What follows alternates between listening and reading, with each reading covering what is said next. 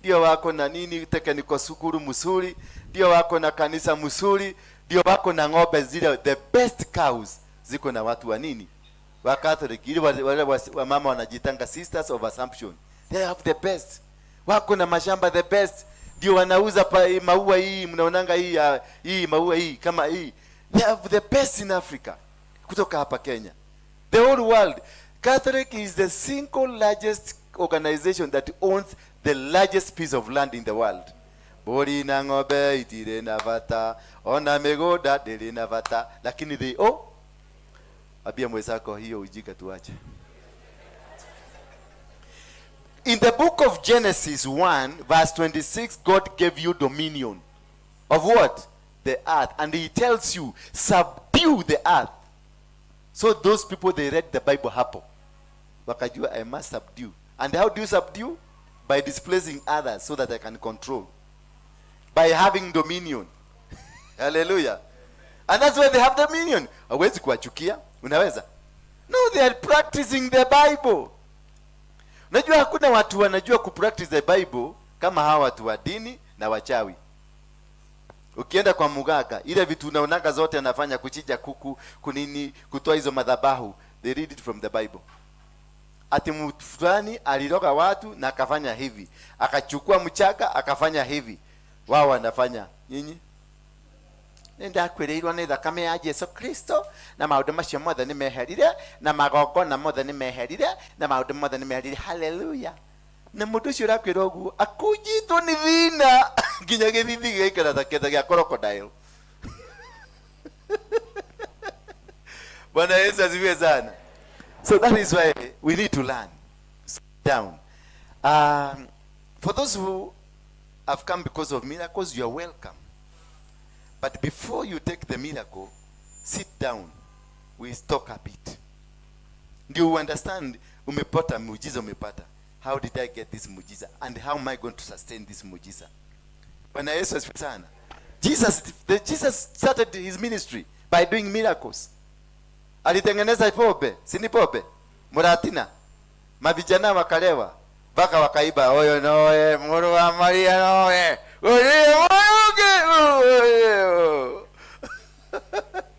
Bwana Yesu asifiwe sana.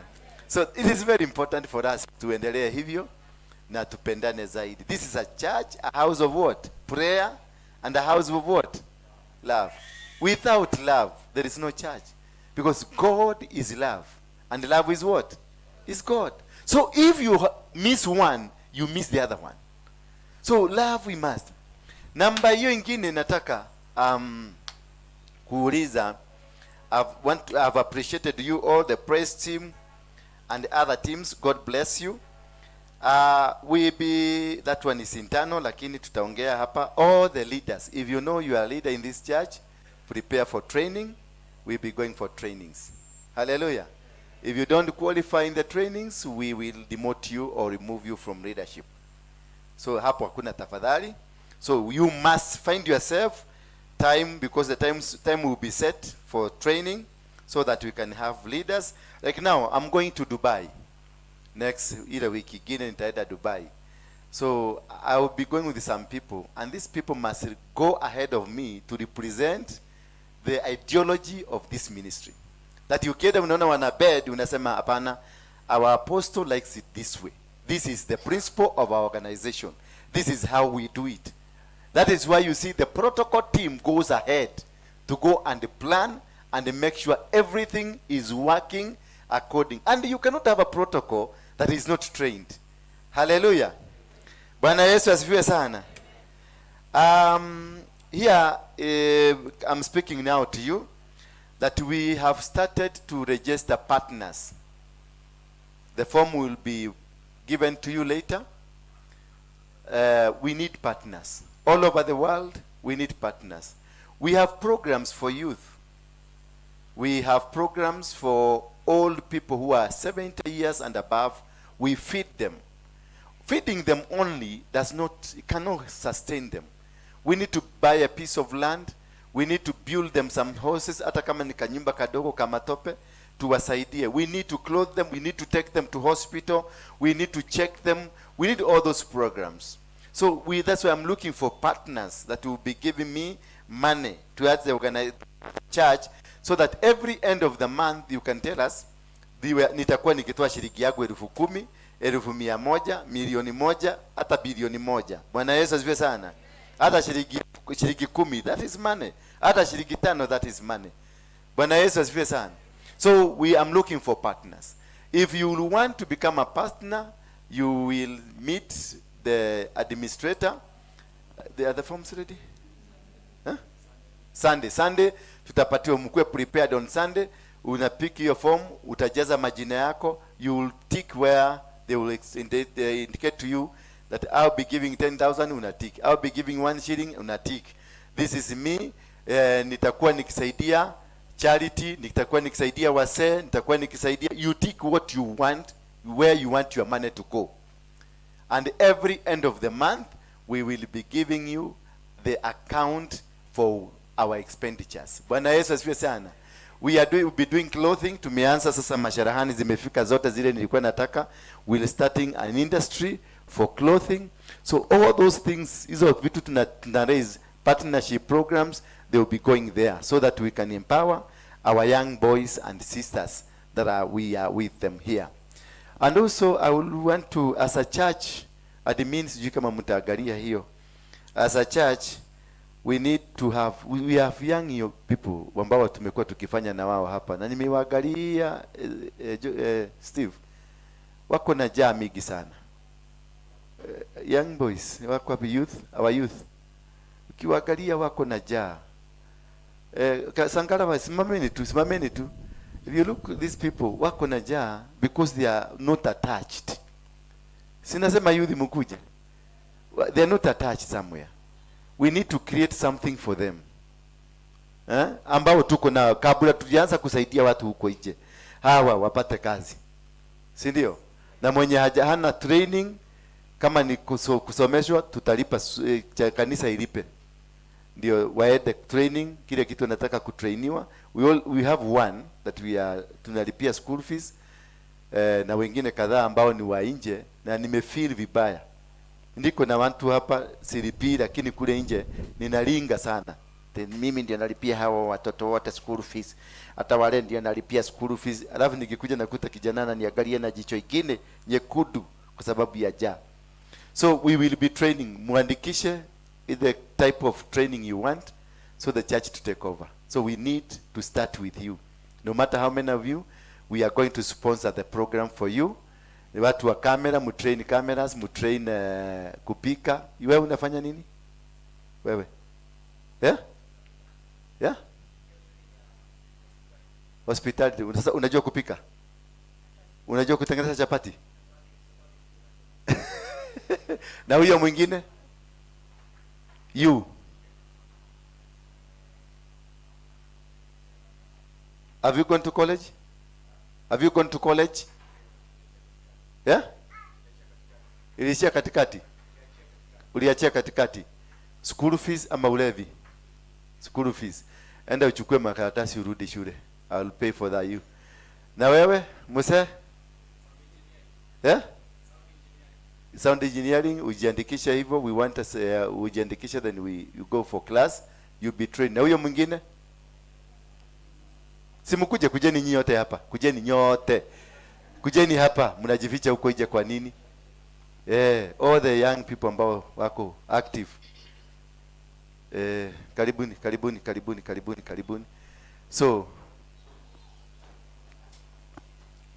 So we have Buju alikuwa mwizi wa buduki. Buju akikuja hapa alikuwa anavuta bagi kama sigara. Yaani anakisha bagi, akifuza kiisha na akisha na ingine na inawaka. Sasa Buju alikuwa mtu mbaya. This man mkikutana na yeye usiku akikuitisha mali, utampatia. Na utampatia mpaka ile haja kuitisha. Unamwabiria mpaka kwa nyumba huyu mzee. Haka unaona haka ni kabaya. Kalikuwa kabaya. But is my friend. Is ndio mtu wa kukaa kwa kanisa. Ni mwizi, tukamweka achuge kanisa, to tell you that these people are not bad. It is only the situation they are in that makes them look bad. They are good people. So na Sangaranga ni computer. Na wewe sound engineer, hospitality, yeah? Engineer, wiring ya nyumba ama ya gari, yeah? Ya gari. Na wewe, yeah? Uko shule. Na wewe, yeah? Umemaliza pamoja train na wewe uliachia katikati. Steve, angalia hawa watu. Enda mtajiandikisha, mtaangalia what is good for you. Si kanisa muwapigie makofi. This is where I want you your money. Hapa ndio nataka pesa zenu zile mnatoa ziende kwa watu kama hawa. Bwana Yesu asifiwe sana. So that we can and many more, because I want to have 1 million to 10 million youth countrywide and Africa mzima whom are going to benefit from us. Bwana Yesu asifiwe sana. How many are for that? Wangapi watatoa shilingi yao isomeshe mtoto ambaye hajazaa? Asante, jipigie makofi. Thank you. So we are going to give them partners, our supporters from all over the world, kule America, Australia, Canada, Asia, Gulf. You are welcome to this program. We'll be having a launch maybe in the month of June. Tutakuwa na launch sasa ya kanisa vizuri, mfalme wa amani, to launch, tufanya kitu mzuri. How many will be there? Ambao mmekuja ku stay, watu wa Miracles, watu wa Miracles najua wanaweza kuja popote aende. Watu wanataka tutembee twende safari pamoja mpaka tuhakikishe watu wamepata salvation mzuri. Ndio mkono yako juu. Thank you. Jipigie makofi. Thank you. Leo nataka tusome kuhusu something very important ambao nimekuwa nikiangalia. Nimekufanyia utafiti na nimeona it is very important I teach you, because watu wengi wamekuja kuniambia the problem, and when I look at you I discover this is not a problem. It is something that was induced to you. Yes, it's a problem, but this is something that was introduced to you to destroy you. Some of you are most talented people, very special, very wonderful people, but ukiwaangalia venye anakaa, you are not supposed to live the way you are living. Bwana Yesu asifiwe sana. You are supposed to have lived better life, but because somebody somewhere decided to destroy you, somebody somewhere decided to take it away from you, that is why you are suffering. I remember when I was in Mungiki, I was not supposed to be a Mungiki member. I was not supposed. I was a good boy when I was in school. Only that when nikiwa mtoto mdogo, I was a very good boy. Only that nilikuwa naiba sukari na nilikuwa naiba vitu za mama yangu. Bwana Yesu asifiwe sana. Na nikakuwa mkubwa at around 14 years, 15, above that 12 hapo. Nilikuwa naiba sigara ya baba yangu. Bwana Yesu asifiwe sana. Kwa sababu baba yangu alikuwa anavuta sigara na alikuwa anakunywa pombe. So alikuwa ananituma nipeleke kwa jiko niwakishe. Hivyo wazazi mjihadhari sana. Wale wanatumanga mtoto ende akisha. Sasa nilikuwa naenda na akisha naekelea kwa makaa, lakini nasikia ndio ishike moto pale. Sasa unampelekea. Sasa siku moja alinifuata nyuma, kaona venye ninafanya. Akaninyanyua kofi, "Twa, unafanya nini?" Sasa nikamuuliza, "Ningejuaje imeshika moto?" Bwana Yesu asifiwe sana. So these things, they just happen to you. You are born a good man. You are born a good woman. You are born a blessed man. Genesis 21:27 says, "And God blessed them." And God blessed who? Man and the woman were formed in the image of God. And God decided to bless them. And he said, "I have blessed you." Therefore, nobody can remove you from the blessings of God. You are a blessed person. And he continued to tell them that I have given dominion. I've given you power to become, to dominate the whole world, to subdue the whole world. So therefore, God has given you all that you need. God has given you the authority, the power, and everything that you need. It's only you to execute, to say, this is what is happening. To say it, because he has given you power to subdue. He has given you power to dominate. He has given you power over the sea, over the birds of the sea, the fish of the sea, the birds of the air, and the animals of the land, and he has given you the trees and the plants, all are in your hands. Kwa hivyo, if you discover that you are not in the perimeters of that blessing, there is something wrong that has happened to you. Bwana Yesu asifiwe sana. And that is what I want us to discuss, because most of us here, I can see tycoons, I can see rich people, I can see billionaires, I can see millionaires, I see huge people, I see presidents here, I see ministers here, but this dream has not and will never come, because there is something that happened to your life. There is something that was stolen away from you. That is why you are not able to be what you are supposed to be, because something somewhere went wrong. Something, there is a power, there is an authority somewhere that it took away. And this one led me to understanding the meaning of the word star. Bwana Yesu asifiwe sana. Nyota. Kwa wale ambao wanaambia kwa nyota yako imeibiwa, toa shilingi 10,000 nikuruitishie nyota yako. Uliambiwa hivyo, si ndio? Uliambiwa na mtu nyota yako imeibiwa. Sinaona uliambiwa na mtu nyota yako iliibiwa. So this is the thing that has caused, because when I was young, I was a promising boy. From nursery mpaka class 8, I always number 1, number 2, number 3. So I was not a stupid boy. I was not a foolish boy. I was a clever boy. But at some point I found myself sniffing tobacco. Bwana Yesu asifiwe sana. At my age, nikiwa mtu mzima, nilijikuta navuta tobacco ruara. Kwa wale wa Kikuyu wanajua, nilikuwa navuta tobacco. At my age, nikiwa mzima, I found myself nimetoa guo, nimefuka shuka na nimefuka mshipi hapa, na natembea na mti kwa barabara katikati, na nimetoa viatu na vaa kinyera. At my age, nikiwa mtu mzima. Lakini wakati nilikuwa mtoto, nilikuwa nalia sana nikisikia sitavaa kiatu nikienda shule. But kunifika wakati nikakuwa nimetoa guo, nimevuga shuka na nimevuga belt hapa, na mudhegi natembea kwa barabara, na hapa nina nini? Nina tobacco na nina Kenya hapa. Kibuyu kikubwa imewekwa tobacco, imejaa hapa. Nimeshuhudia hapa. At my age nikiwa mzima. But when I was a young boy, I used to be very good boy, very clean. Kitanda yangu nilikuwa natandika vizuri. Katanda ni kazuri kaile magunia ile tulikuwa tunaweka nyasi ndani. Ilikuwa ni mzuri hata kama iko na nyasi ndani. Na tulikuwa tuna irrigate. Sasa hiyo nyasi inakuaga inaanza kutoa smell nyingine. Lakini it was good for me because it was clean. Hallelujah. Bada nikiwa mzima na akili zangu zote, nimemaliza form 4 na kila kitu nimefanya, na akili zangu nilianza kuvuruta tobacco.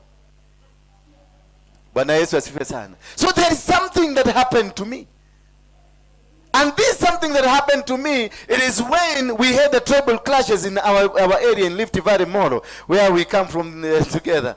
I hope Uogelisha.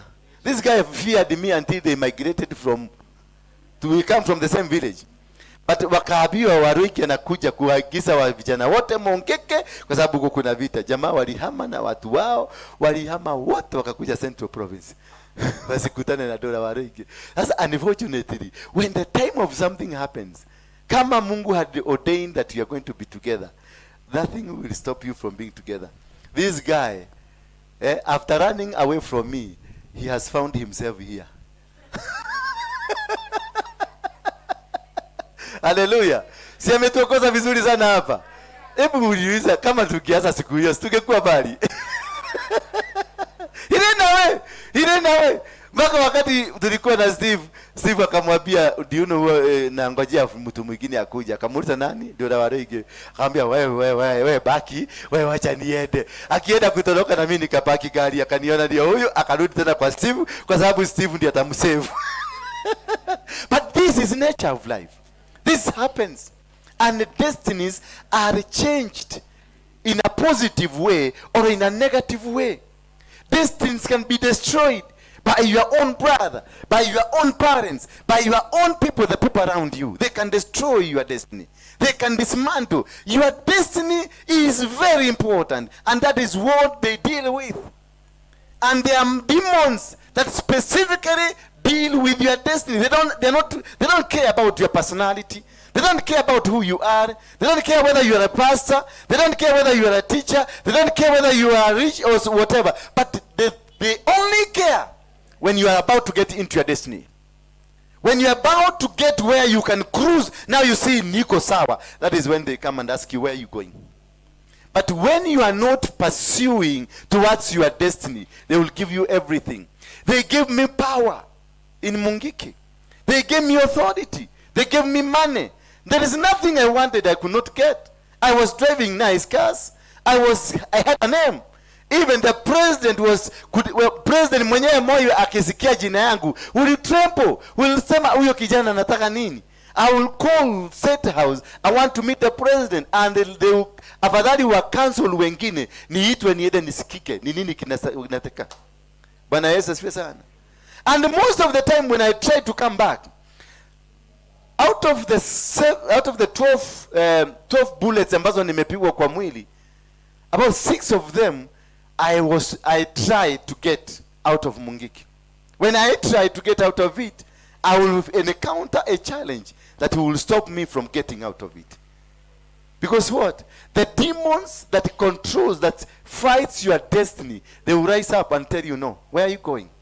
You are ours. You are not going to preach the word of God.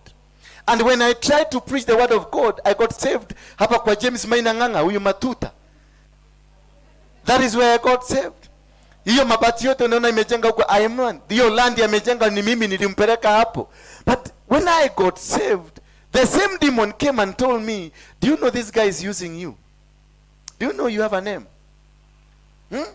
Because we did some 5 crusades. Tukafanya moja Busia, moja Kisumu, moja Tononoka, hapa Uhuru Park, na ingine Thika. And watu walikuja from all over to see this man. The crusade zilijaa because of this man.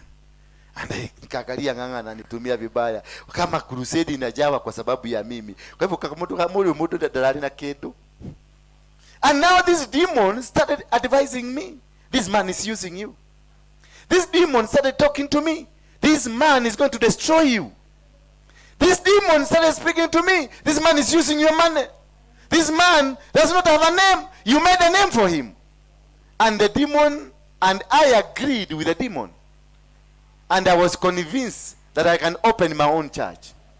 And during the process, we became like bitter. We started fighting with the apostle Maina Ng'ang'a. We started a war.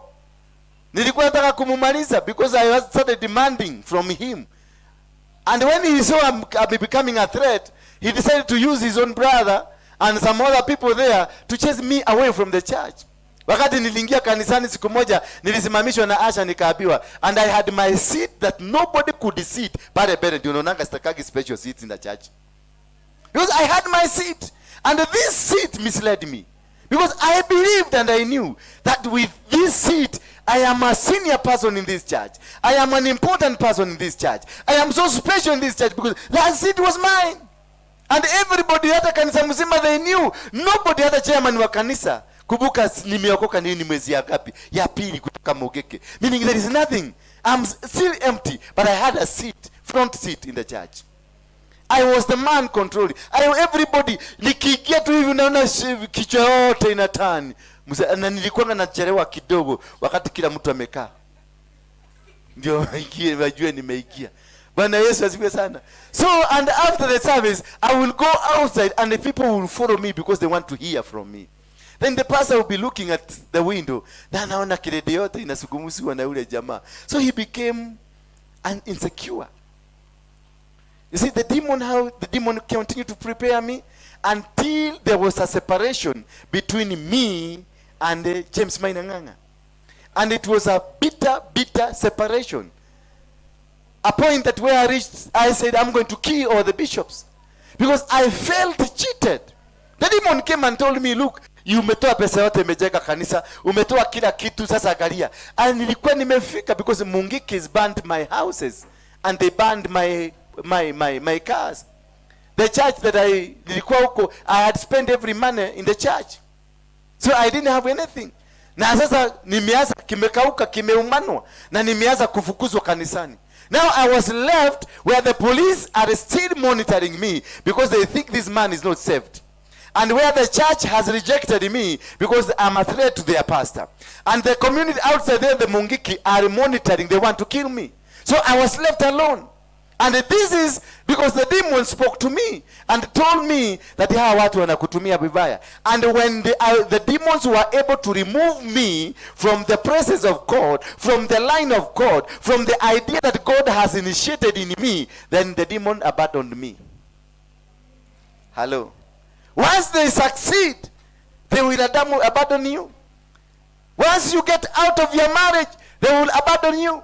Once you get out of a church like this one, they will abandon you. Because they have succeeded in destroying you. They have succeeded in bringing you down. Praise be the name of God. That is why I call you, my sisters and my brothers, that it is very important for you to understand. When you are in a church like this one, and you are facing challenges, face them. Don't run away from challenges. If you are in a particular church, you ran away because walikuingililia ukatoroka, hata church nyingine ukaingia. When the destiny itaanza kuzungumza, wanaingia wanakuambia, kumbuka hata kule kwingine walikutumia vibaya. Hata hapa toka. Nitakuonyesha kanisa ingine imefukuliwa mzuri ya Apostle Waruinge, twende huko. Then you come here, you will find the same challenge. Because when they are pursuing your destiny, they wait until you are getting into the destiny. They wait until you are about to be blessed.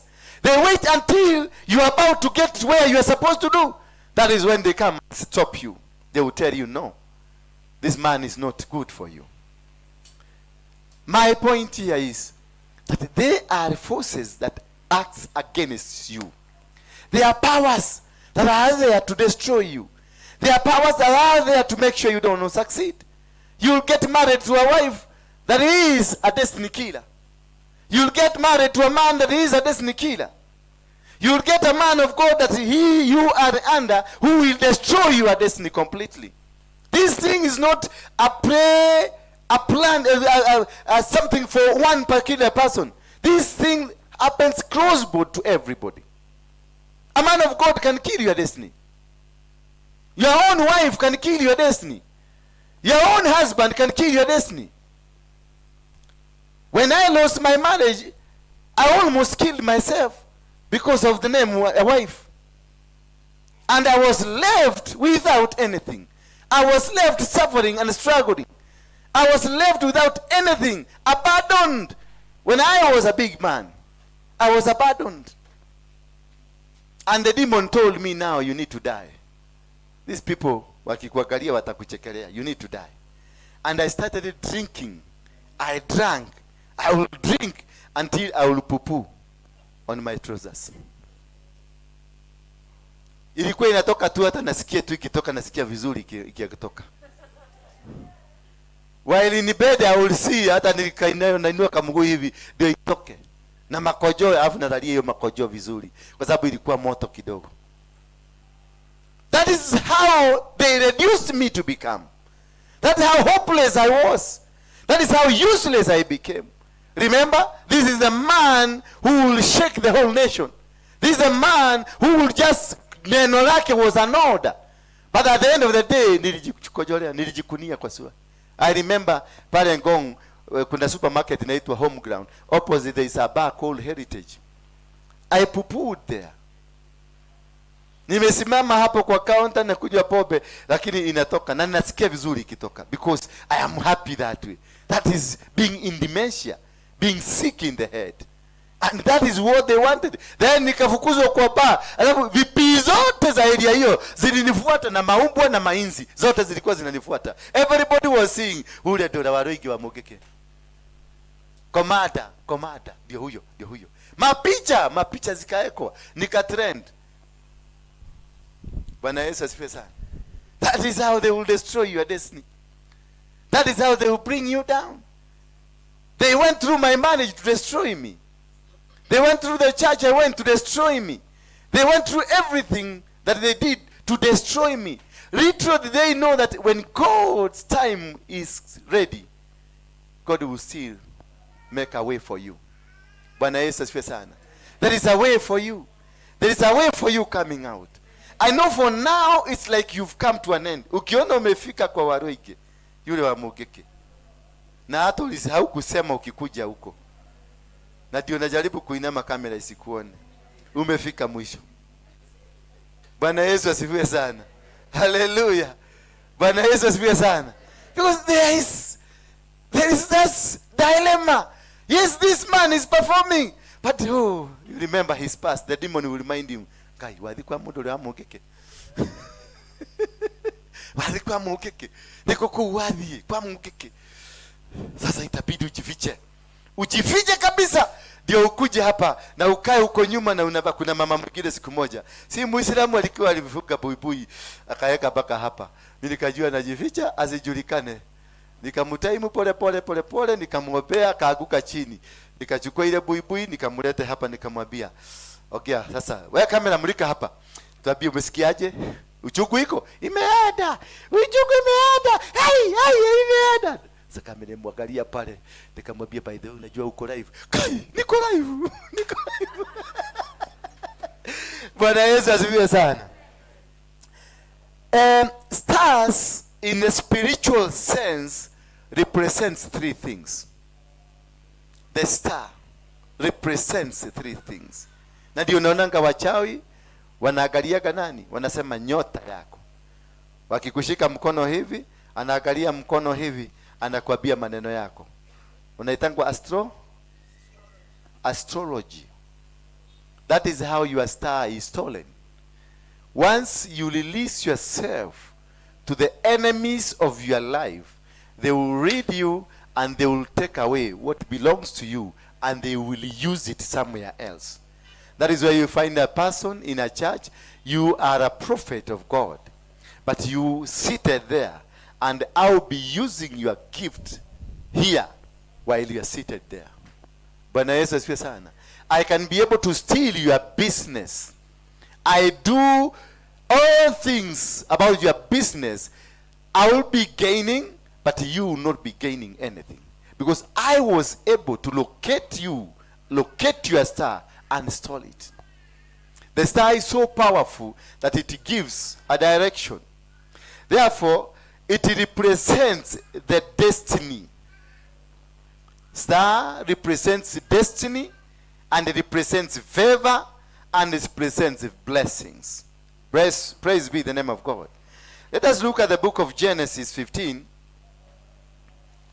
Genesis 15.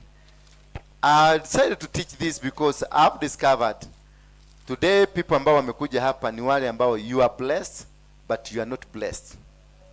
You are blessed but empty.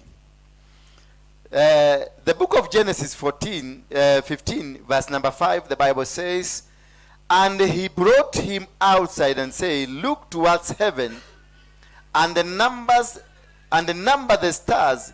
If you are able to number them, then he said to him, so shall your offspring be." So a star represents what you become. It is a representation of your future. That he was told, go outside, count the stars. If you can be able to count these stars, that is how you will be. That is what you will become. So the star represents your successes. The star represents the power that you have, the authority that you have, the magnitude of the riches that you have. That is the representation of the star. And that is what they diet. That is what they destroy. Because they know once they read you, once you ukienda kwa muganga they read you, ukienda kwa astrologist they read you, then they will know how rich you are and they will steal your star from you and they use it somewhere. Na ndio unaonanga Waislamu, they are rich. If you don't know, because I'm introducing this because of what is happening in this country. The star is stolen by a demon called Jubril. By the Islamic world, I was a Muslim. Jini. Ama majini. Bwana Yesu asifiwe sana. So what happens to you, it is that once they know how favored you are, how blessed you are, how powerful you are, and that is why not everybody is told of what? Hallelujah. Not everybody is told of what? When you have miracle seekers, they don't understand. They wanangojea tu mali touch. Not everybody is told of what? Yes. Because why? Why? Because it will be stolen and be sold. Somebody can pick you, the gift you have of singing, take it away and give it to somebody else. Somebody can pick the business you have and steal it from you and give it to somebody else. That is why so many people are suffering. If you look at them physically, they look like they are rich. If you look at them physically, they look like they are blessed. But the stars was stolen from them. The star of favor was stolen from them. The star of blessing was stolen from them. And that is what they were pursuing when they were hunting for Jesus Christ. When they had a son has been born. What they were looking at, it is the star. Bwana Yesu asifiwe sana. They were looking at the star because the star was giving direction. The star, they will read it and it will tell them the position. Bwana Yesu asifiwe sana. Therefore, it is very important for you to avoid being manipulated. For when you are being manipulated, that is when they steal it from you. Are we together? Am I walking with you? Hallelujah. Bwana Yesu asifiwe sana. Therefore, God's purpose for creating stars, it is in the book of Genesis 1, verse 14. I'll do a lot of reading today so that I help you. It will be a series of teachings I'll be doing from today henceforth. Genesis 1, verse 14. And God said, "Let there be light in the expanse of the heavens to separate the day from the night. And let them be for signs and for seasons, for days and for years." That is where I tell you to guard your star. Because stars are for times, are for seasons, and are for what? Days. They separate. He put a huge star that brings the light, that dominates the day, and a small star that dominates the night. So that is where hapo ndio wanaingililia. Anasema this will separate times and the seasons and days. So the star that God has put in you makes you qualify in between when you are in your season. It makes you understand the season you are in. It makes you understand this is your time for blessings. It makes you understand this is the time for you to be somewhere. And it gives you a more way of understanding things and moving forward. So nyota yako inapoibiwa, unakosa kujua majira, na unakosa kujua mida, na unakosa kujua maeneo. Because a blessing in your life will not come to you until you are in the right position for the blessings. Until you go where God wants you to be. He told Abraham, "Rise and go up until to the land that I will take you, where I will bless you." You can never be blessed in a foreign land. You can never be, by this foreign land I mean, by where God has not destined you for the blessing. Somebody will go to America, that is where they're going to receive their blessings. Somebody will go to Canada, that is where they're going to receive their blessings. But another person will go to Canada na atakuja hapa akiwa maskini. Na kuna mtu wako hapa town amebarikiwa na amejenga manyumba za ghorofa. Na kunao pia tunaishi Mukuru kwa Ruben. Bwana Yesu asifiwe sana. Na kunao wako vijijini, they have nyumba mzuri kuliko wale watu wanaishi hapa Nairobi. Kuna watu wananunua magari. Amenunua gari ya shilingi milioni 100, milioni 10, milioni 20 na ako kijijini kule. Na wewe uko town katikati, unaishi kwa nyumba kama tope. You must be where you are supposed, where the blessings are. You must be in the season of the blessing, the timing of the blessing, and the place of the blessings. And this only can be found within the presence of the star that God has given you. Nyota inayokuongoza. Nyota alitoa nyota ambayo ilimuongoza Yesu wakati alizaliwa. Bwana Yesu asifiwe sana. Now that is what the enemy of your life they will target. They only target nyota ambayo iko ndani yako, so that you can lose direction, you can lose the time, and you can lose the position. You are in the wrong position because they antagonized you. You are in the wrong position because they took away where you are and took you to some other place so that you can be misplaced. Na usielewe. Kwa Herod akasema there is time for everything. There is time for planting, there is time for harvesting. So if you understand the principle of seasons and time, it will help you to know where your star is, whether you have it or it was stolen. Some of you here, the stars were taken because when you were born, they were able to know who you are. When you were born, they knew you were a prophet. When you were born, they knew you were a business mogul. When you were born, they knew that you are such a powerful person, and they started working against you. They started destroying you. That is why Jeremiah had to be protected by God just way before he was born. And the Bible says, before you were born, I knew you. I knew you were a great person. That is why I consecrated you. I put you aside. I anointed you and made you a prophet unto the nation. Just before you were born, before your mother and your father met, I had already made you a prophet. Why? Because there are some things that we need to protect by the blood of Jesus Christ. There are some things that your business must be protected. Your family must be protected. Your children must be covered. Whatever you are doing in life, you need to cover it. The talent you have, you need to cover it with the blood of Jesus Christ.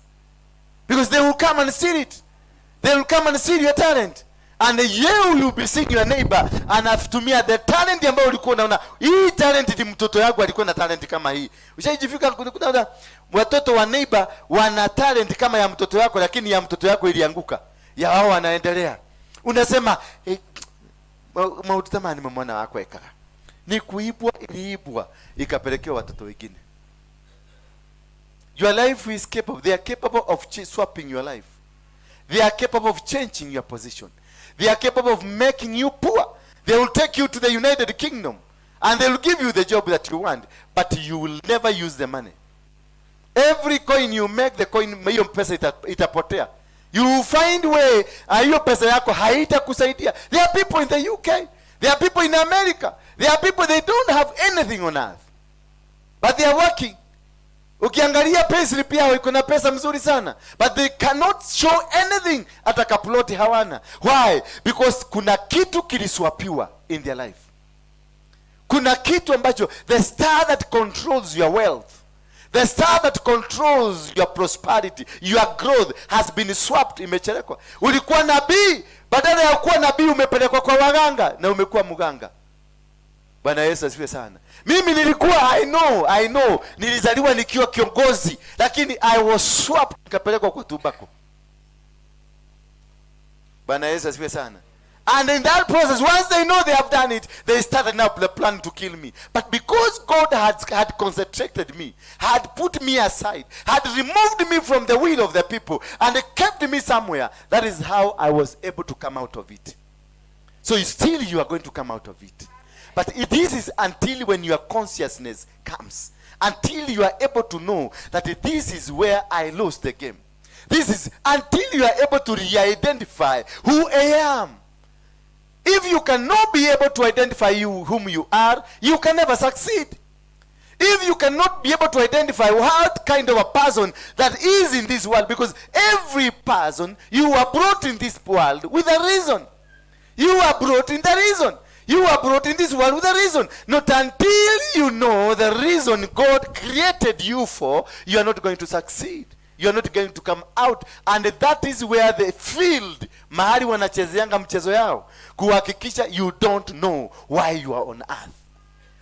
Because when you don't know why you are on earth, you will not fight for your position. You will not contend for what is supposed to be yours. You will not become. You see now, I was meant to become a preacher.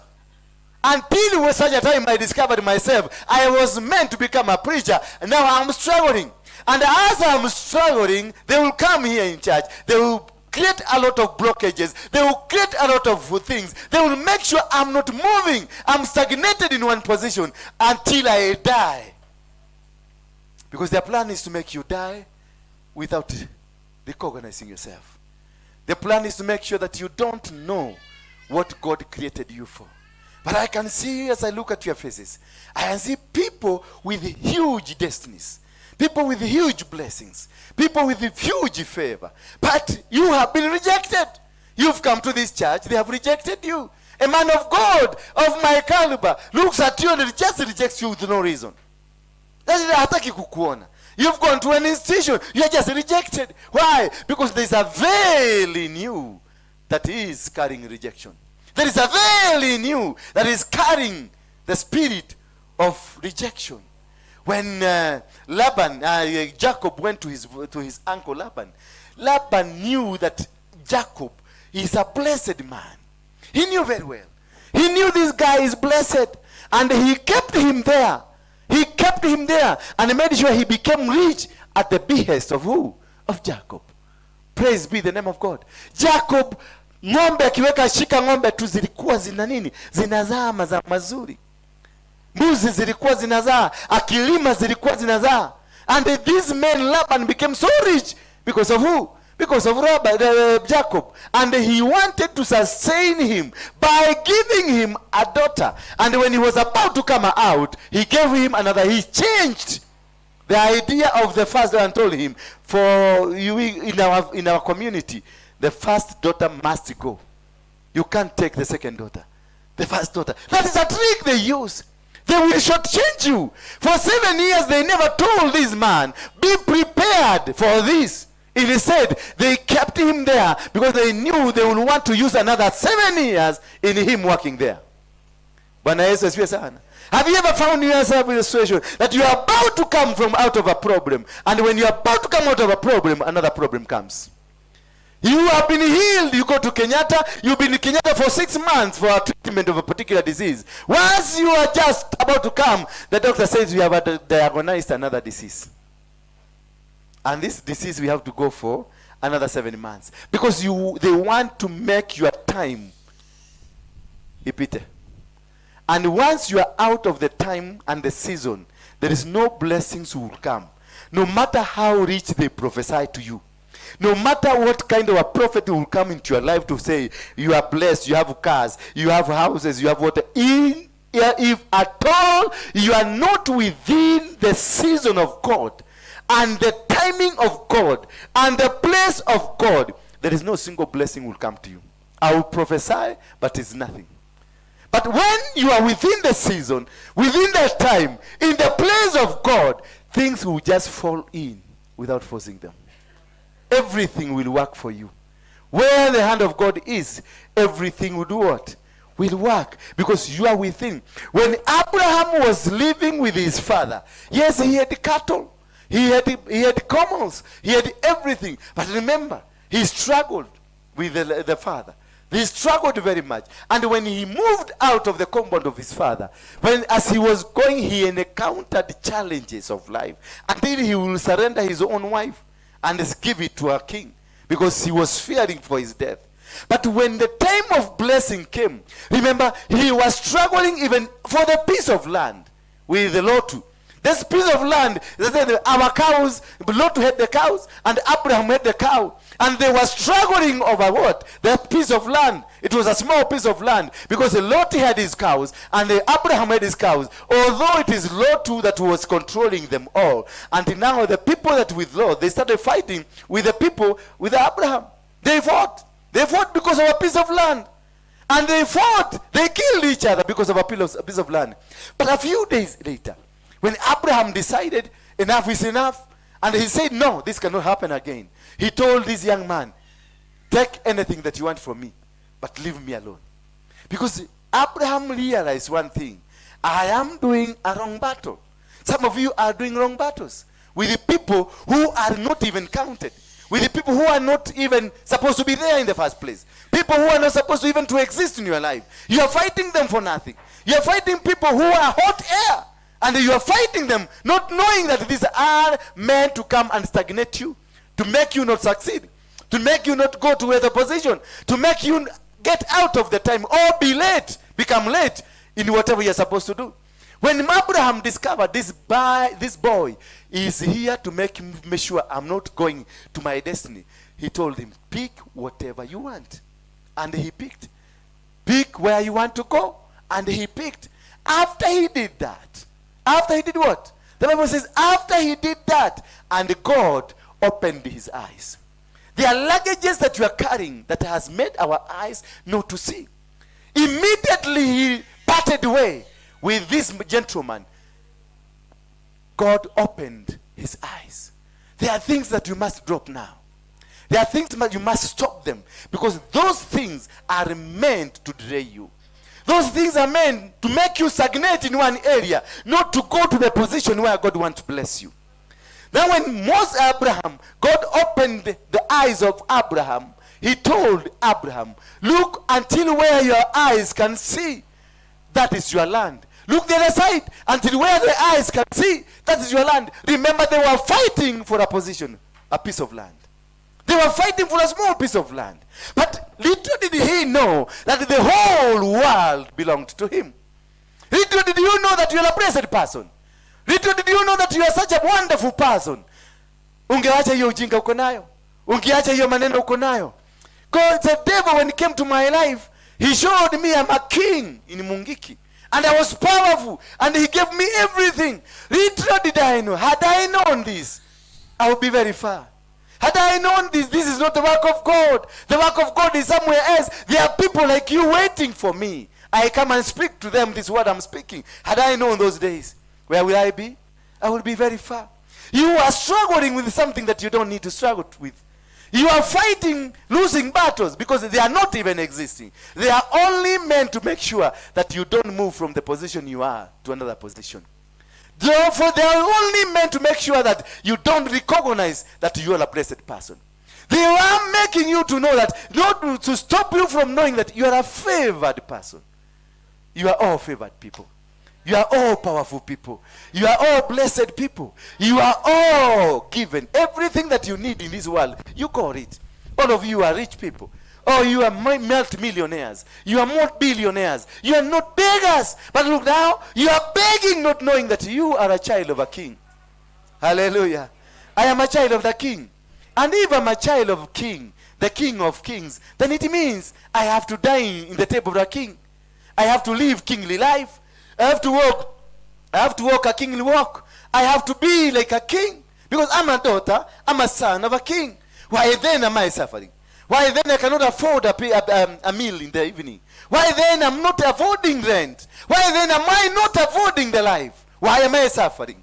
And yet I'm calling myself the son of a king, the daughter of a king. Because there is something that was stolen from you. That is why you are called. You are still the son of a king. But the process of sonship has been taken away from you. You have become a slave. Remember this young boy who came to his father and told his father, just allow me to become your servant. Allow me. I've come back, my father. Just allow me. I become a servant. I don't deserve to be your son. But when he spoke because of coming back to his father told him, your position is still there. You're still my son. You don't lose the sonship until you regain back the consciousness. Until you regain your position, that is when you will regain the promise of God in your life. Because God has promised you, and God said that he will never forsake you nor leave you. Meaning, if you don't forsake him, he will not forsake you. But if you forsake him, he will run away from you. Praise be the name of God.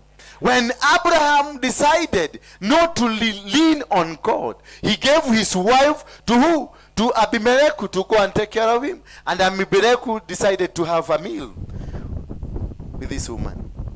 But because this man was blessed, and that's the top secret, because you have carrying a blessing of God, only that it is hidden in you, you don't understand it. Abimelech tried to go to bed with this man. and the machine refused. Not because of Abraham, not because Abraham stopped it, but because God knew this is a wife of a special man in my heart. Hallelujah. The devil will not be able to destroy you, because the devil, God knows this is a special man for my kingdom. Hallelujah. That is where you are still growing strong. But you need to reignite back and know where you lost it, so that God can be a blessing to you. So therefore, when this star came, they show us the signs, and also they make us understand the seasons, because they put the separation. When the star came, the star was given the night, and the sun was given the day. So they separated the day and the night. So you need to understand, to separate yourself from the will of God and from the plan of the devil. The plan of the devil is to destroy you. The Bible says, I have got good plan. Plans not to destroy you, but to do what? To become a blessing to you. So God is ready to bless you. God is ready to lift you up. And from today, your life will never be the same again. Anything that was stolen from you by the witches, anything that was stolen from you by those people that hate you, I say, I bring it back to you.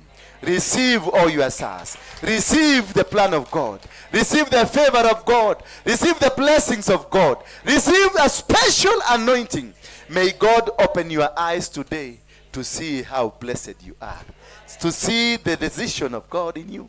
To see that He has got good plan. Not the plan to destroy you, but the plan to make you successful. Therefore, as I finish,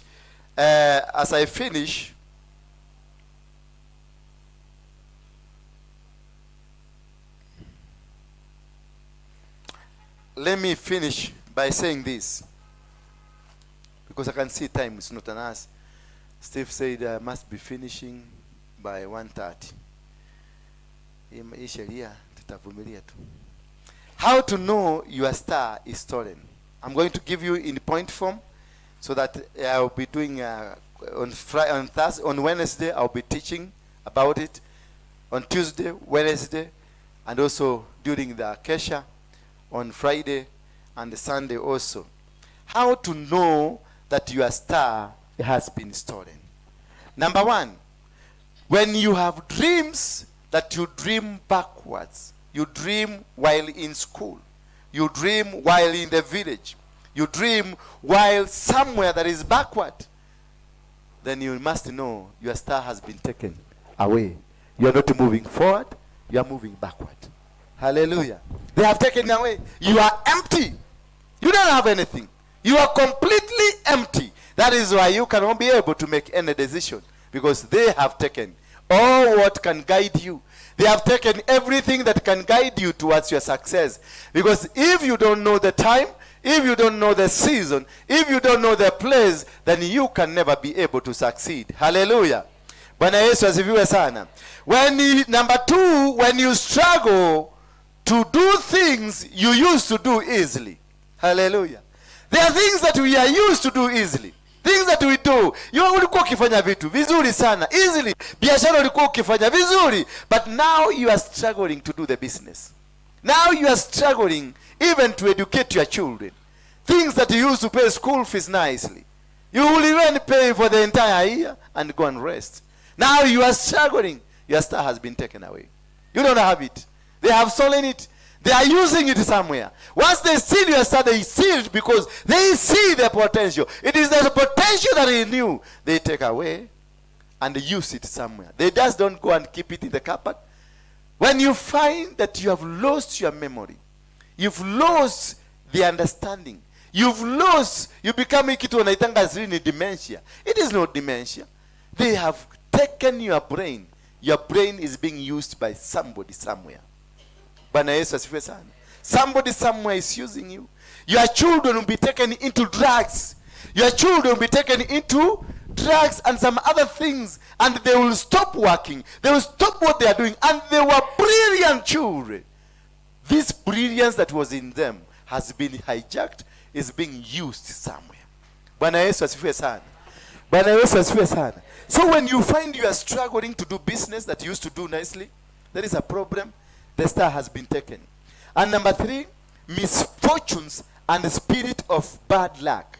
When you have setbacks in everything you are doing. You started as a relationship, imekuwa na setback.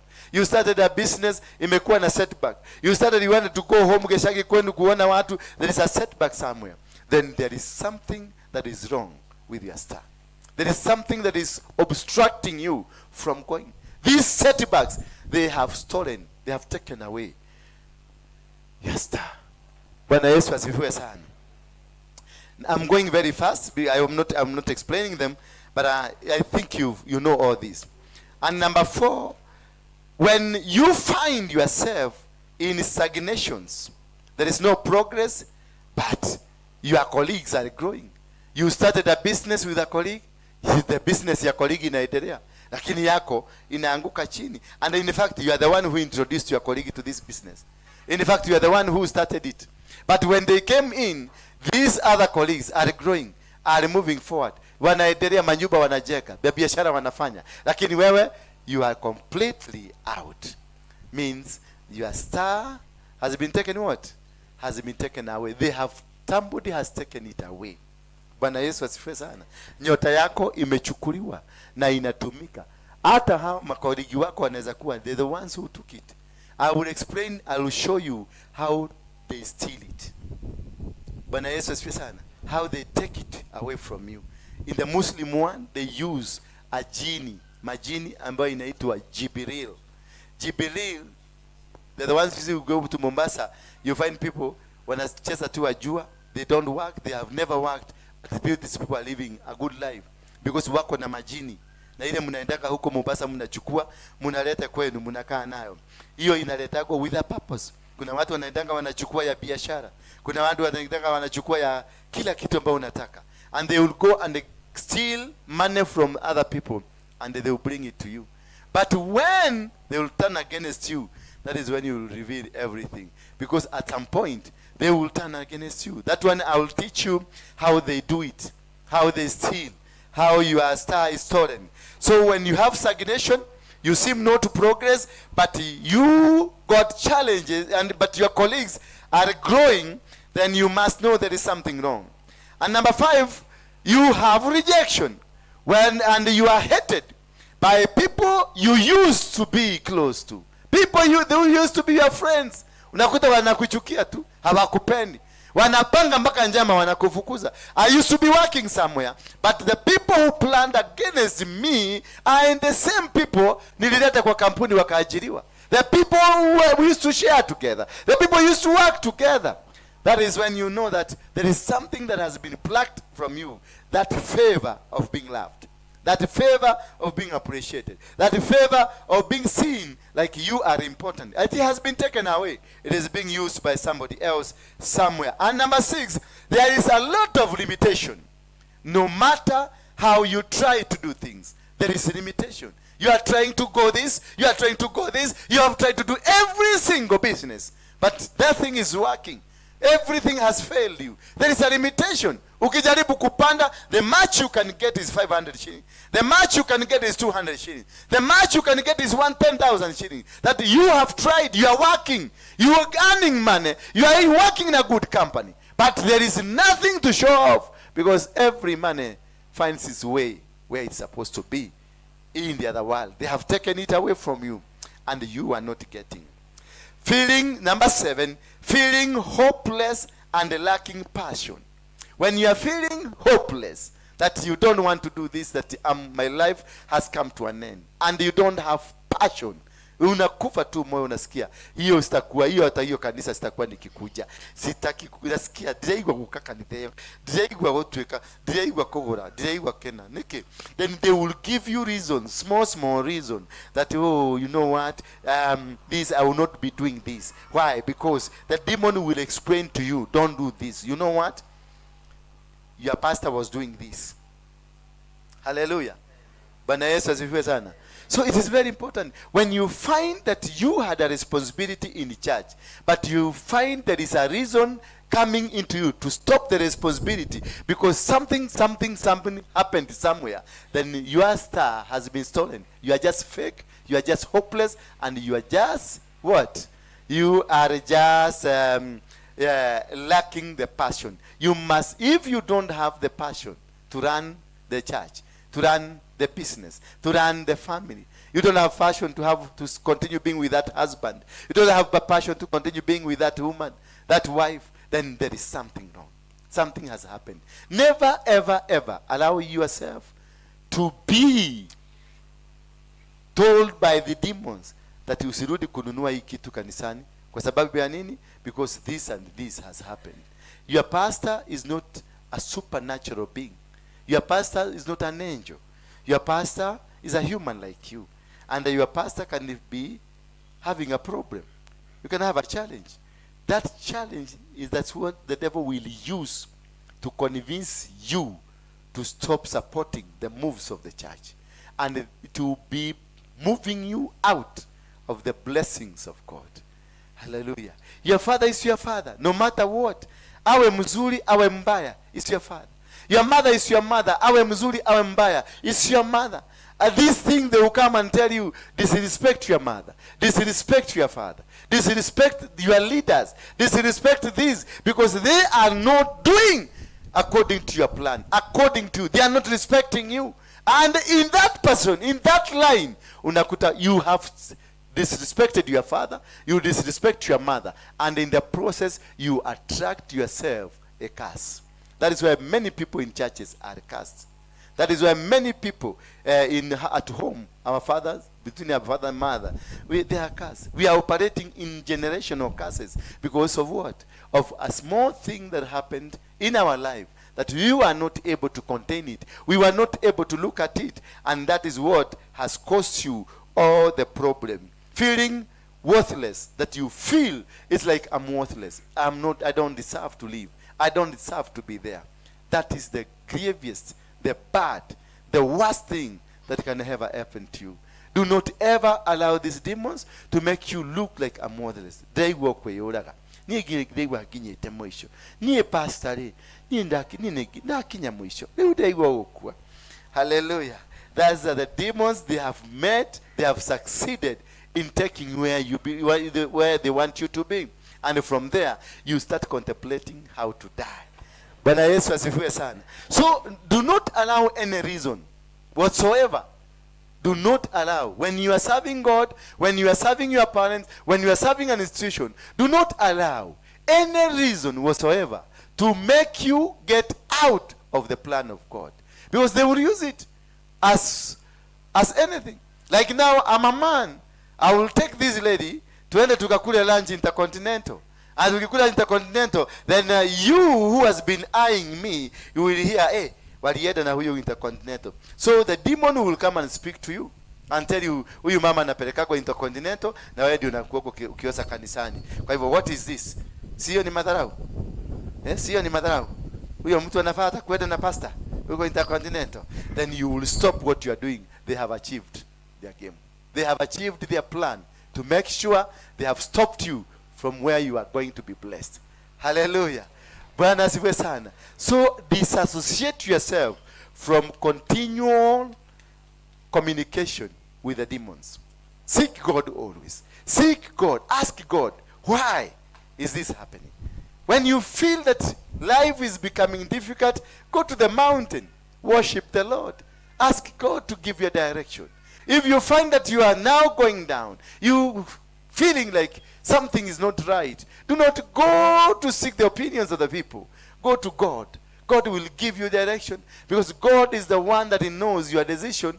God knows your season, and God knows his plans over you. Bwana Yesu asifiwe sana.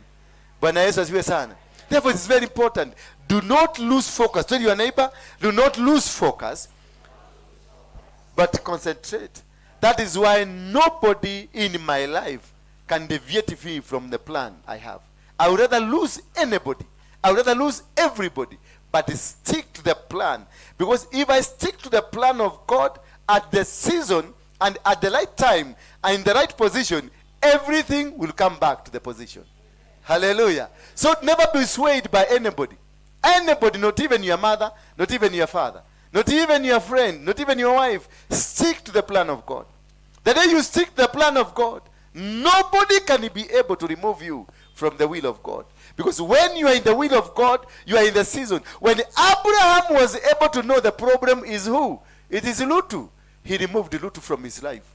Akalipotoka tu, God opened his eyes. There are people here, your eyes are closed. Why? Because you are carrying Lutus in your life. Because what the kind of people you have are the Lutus. They are there just to make sure you don't succeed. They are there to make sure you don't move forward. They are there to make sure they become more of monitoring spirits to contain you. They become monitoring spirits to know every time where they are going.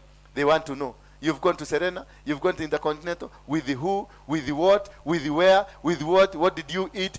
Those are demons of monitoring spirit to make sure they kill your heart, to make sure they disorient those people or the plan that you have.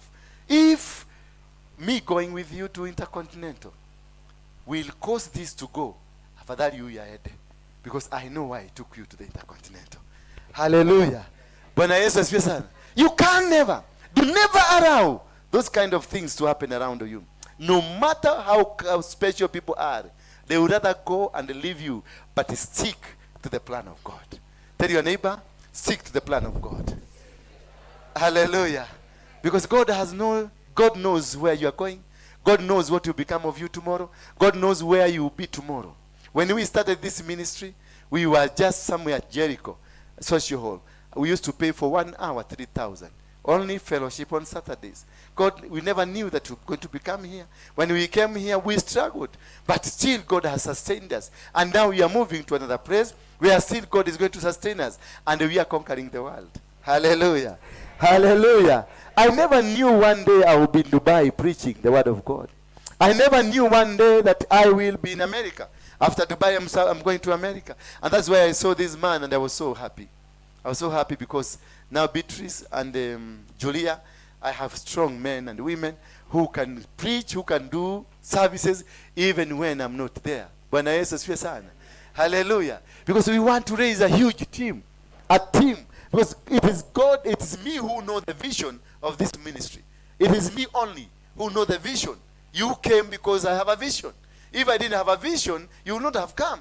Bwana Yesu asifiwe sana. And this is what will make me grow. When you have a vision, you don't feel worthless. When you have a vision, you become strong. When you have a vision, demons will not be able to fight you because you know how to protect your vision. Bwana Yesu asifiwe sana. You can stop. You can how to reclaim. You can reclaim your star again by doing what? By coming back to the plan of God. By coming and realizing the things that you have been doing wrong, the kind of people you've been working with, the kind of place you are. If you are in Mudhurwa and God didn't want you to be in Mudhurwa, you are in Kayole. If you change from Mudhurwa and go where you are supposed to be, things will work for you. Usianze hiyo mchezo hapa. So things will work for you.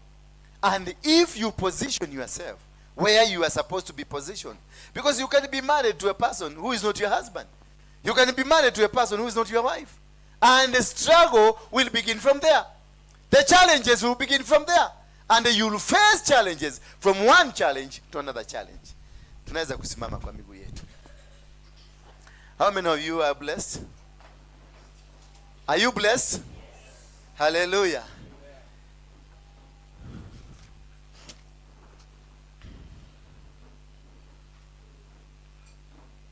If you find somebody is trying to misguide you, trying to monitor you, whether you go to Serena or you go to Intercontinental, mwambie catch fire. Sema catch fire. Catch fire. Monitoring spirit, catch fire. Catch fire. Yes. That nonsense will never be tolerated here. Because we are people with a vision. Hallelujah.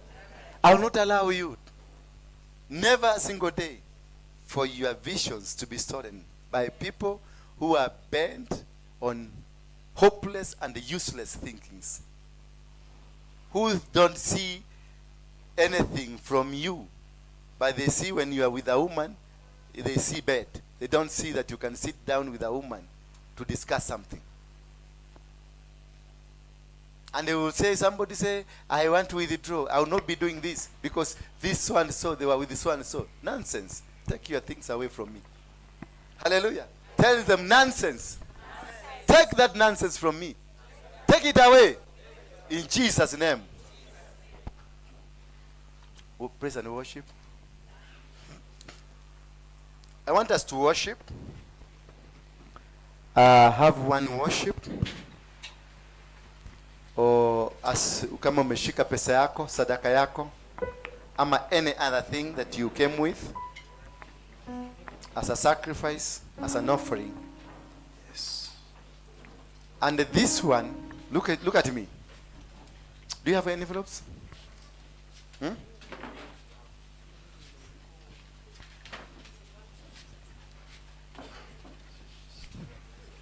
Nataka somebody ajitolea to print an envelope. This, I want to release a blessing of finances to someone who can print us, atutengenezea envelope.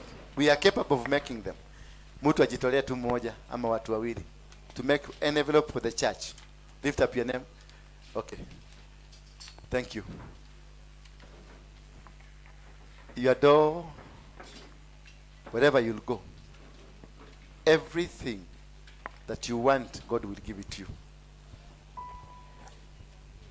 These services we give to church, we don't give them to please anybody. It is for your sake. Hallelujah. Amen. It is for who? It is for who? It is for who? Watu matiko igwa githo. Kadaruta ira muto. Kai. Hi. How are you? What is your name? Kai, kadahu cheki yote kione dadi. Oh, nikulikira. Imeingia. Oh, nikuanza kuangalia pale nyota ilipotelea. Oh. Okay. Mpaka huyu umeona mpaka machozi inataka kutoka. Kai. Kwa hiyo miaka yote umepoteza kwa sababu ya kitu kadogo. Ujuaji tu mdogo. Haleluya. Shika sadaka yako. Nataka kukuregeshea nyota yako leo. Shika sadaka yako na hiyo ndio itakuregeshea nyota yako. Bwana Yesu asifiwe sana. Bwana Yesu asifiwe sana. Young man, weka pesa yako kwa bahasha. Mpatieni bahasha. Ama zimeisha. Ingieni hapo muone. Tagira uone kani uko na bahasha hapo. Patia huyu.